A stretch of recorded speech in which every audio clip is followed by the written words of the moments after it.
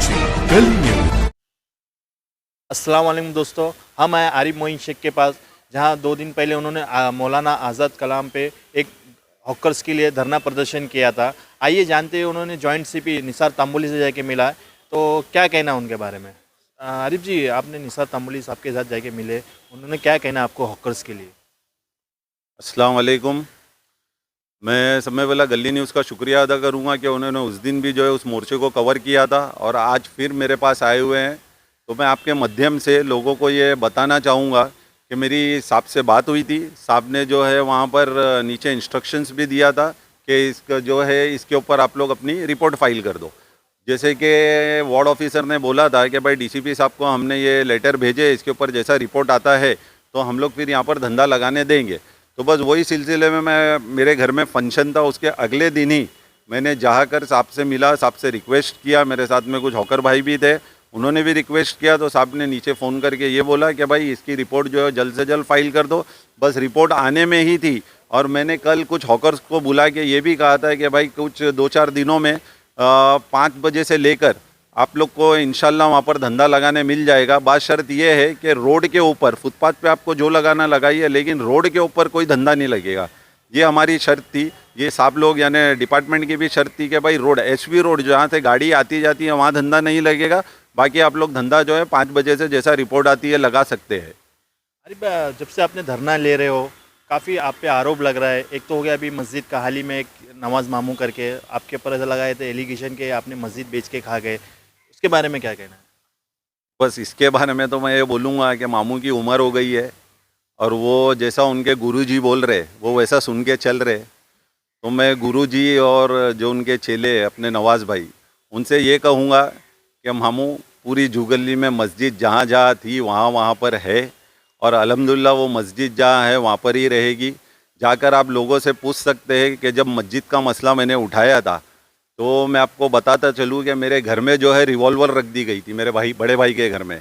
और वो टाइम पे पूरा जुगली जो है उठकर डीएन नगर पे आया था और वहाँ पर आने के बाद में खुद डीसीपी साहब ने इसका पूरा इन्वेस्टिगेशन किया था। तब डीसीपी डोरजे साहब थे। इन्वेस्टिगेशन के बाद उन्होंने मैटर जो है डीएन नगर से निकाल कर बांद्रा पुलिस स्टेशन में दे दिया था और बांद्रा पुलिस स्टेशन में ये मालूम पड़ा था कि भाई हम जो बिल्डर के ख़िलाफ़ में जा रहे हैं ये मस्जिद को लेकर के, भाई इलाके की जो मस्जिद, मंदिर, गिरजाघर जहाँ पर है वो वहाँ पर ही रहे, उसके लिए जो है इन लोगों ने हमारे घर पे घोड़ा रखा था। और रखने के बाद में जब इन्वेस्टिगेशन पूरा हुआ तो बिल्डर के 3 आदमी उसके अंदर गिरफ्तार हुए थे और उनके ऊपर एफआईआर बनी थी। अरे भाई, कहीं ना कहीं लोगों का ये भी कहना है, जैसे अभी इलेक्शन नज़दीक आ रहा है तो आप एक पॉलिटिकल स्टंट कर रहे हो या पॉलिटिक्स इलेक्शन लड़ने वाले हो, उसके बारे में। पॉलिटिकल स्टंट तो जब होगा जब इलेक्शन डिक्लेयर होगा। आप लोग आज देख रहे रहेंगे कि मैं लगभग 12-13 साल से पब्लिक के बीच में रहता हूँ, पब्लिक के बीच में उनका काम करता हूँ। इलाके में जो चीज़ रहेगी वो पर्सनल में मेरे पैसे खर्चा करके बनवाता हूँ।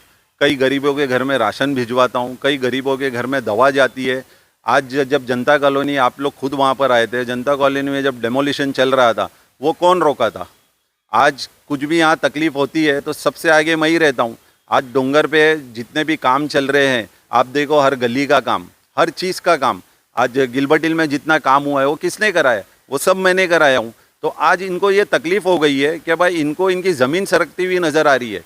इसके वजह से गुरु और चेले दोनों मिलकर ये सब खेल खेल रहे हैं। अरे आज देखा हमने कि नवाज मामू और कुछ उनके साथी लोग थे, आज वार्ड ऑफिसर से मिले। उनका ये भी आरोप था कि कुछ धंधे वाले हफ्ता वसूली करते या बीएमसी अधिकारी को देते या पुलिस वाले को देते।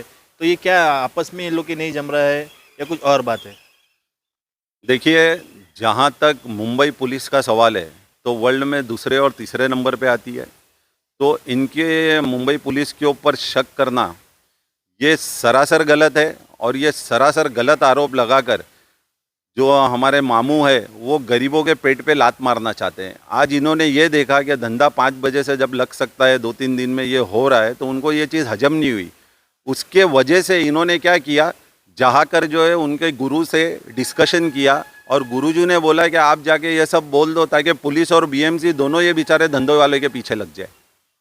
अरे भाई, आपको क्या लगता है कब तक ये धंधे चालू हो गए, कब तक वो बेचारे जो हॉकर्स है इतने 2 महीने से बंद है, कब तक चालू होगा ये हॉकर्स का। मैंने अभी थोड़ी देर पहले ही कहा था 2 से 3 दिन में ये 5 बजे से लगने वाले थे, 100% लगने वाले थे। और मैं ये कोशिश करूँगा कि इंशाल्लाह ये धंधे लगे। लेकिन कुछ लोग जिनको ये चीज़ हजम नहीं हो रही है कि जो गरीबों की, यानी ये बोल रहे हैं कि भाई 84 से मैं इसके पीछे काम कर रहा हूँ, मैंने हाउस में आवाज़ उठाई। तो समीर भाई, हाउस में आवाज़ तुम और मैं जाके तो नहीं उठाएंगे, सही है ना। और जब नया 2000 से तुम नगर सेवक बने हो, 2000 से लेकर आज 2022 हो गया, तुमने ये बेचारों के लिए तुमने ठोस काम क्यों नहीं किया। आज भी ये बेचारे दर बदर की ठोकर खा रहे हैं। यानी सोचो ये इन्होंने क्या किया है हाउस में। ये कभी कोई लेटर डालते हैं कि भाई इनको पालिका बाज़ार बना के दो, फिर लेटर डालते हैं भाई नहीं इनको पालिका बाज़ार नहीं बना के दो। तो भाइयों, खेलना तो सब इन्होंने ही चालू किया है बेचारों के साथ में। आज 2000 से रहने के बावजूद, 2000 से नगर सेवक रहने के बावजूद अगर कोई कुछ नहीं कर सकता है तो वो कितना नकारा होएगा, वो सोचो आप लोग। और फिर उसके बाद अगर मैं मेरे हॉकर भाइयों के लिए मेहनत कर रहा हूँ, मैं ये सोचता हूँ कि भाई इनके धंधे लग जाएं। वहाँ मेरा कोई धंधा तो नहीं है, मेरी एक भी छबड़ी नहीं है, ना मेरा कुछ वहाँ से लेना देना है। लेकिन मैंने देखा कि बेचारे आज 2.5-3 महीने से ये बैठे हुए, कुछ लोगों के घर में राशन नहीं है, कुछ कितनी तकलीफ से गुजर रहे हैं। इनके घर में भी इनके माँ बाप हैं, इनके बीवी बच्चे।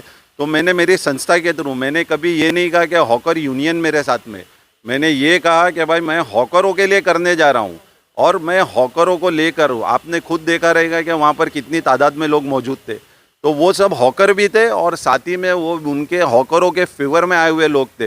वहाँ पर मैंने किसी को 100-200 देकर नहीं बुलाया था।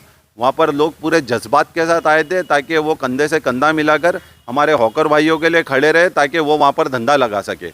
और रही बात मस्जिद की, जैसे कि आपने सवाल पूछा, तो मैं हमारे मामू को ये याद दिलाना चाहूँगा कि सबसे पहले आप जहाँ पर रहते हो वहाँ पर यूनाइटेड सोसाइटी जो है, सही है, आज नूर मस्जिद का जो असेसमेंट का बिल जो है वो सोसाइटी के नाम पे आता है। और मस्जिद वाले जब वो असेसमेंट भरते हैं तो उस पर जो है रईस लश्करिया डेवलपर का नाम लिख के आता है कि भाई पेड बाय रईस लश्करिया। तो मामू इसका जवाब दो कि ये क्या चीज़ है। वहाँ की मस्जिद का असेसमेंट जो है वो बिल्डर कैसा भर रहा है जबकि मस्जिद से चेक जा रहा है। ये सब का सवाल, ये तो आपके बाजू की चीज़ है, ये इसके पहला आपको ध्यान देना चाहिए जहाँ पर गलत हो रहा है। लेकिन आपको जो है, जैसा गुरुजी बोलेंगे वैसे चेला सुनेगा, बस वही हाल है आपका भी। तो गुरुजी को भी ज़रा बोलो कि कुछ अच्छा होमवर्क करने के लिए। और ये सब जो चीज़ जो इलाके में चल रही है, अगर किसी का कुछ ख़राब होता है और किसी के ऊपर जुल्म होता है तो इंशाल्लाह मैं हर बार पूरी ताकत के साथ उनके साथ खड़े रहूँगा। और हॉकर भाइयों को एक मैसेज देना चाहूँगा कि आप लोग ऐसी चिल्लर हरकतों से बिल्कुल नहीं डरना, बिल्कुल नहीं घबराना। तुम्हारा ये भाई जो है इंशाल्लाह हमेशा तुम्हारे साथ खड़े रहेगा और पूरी ताकत से कोशिश करेगा कि तुम्हारे धंधे वापस से बहाल हो जाए। गली न्यूज़ से बात करने के लिए बहुत बहुत शुक्रिया। समीर शेख, गली न्यूज़।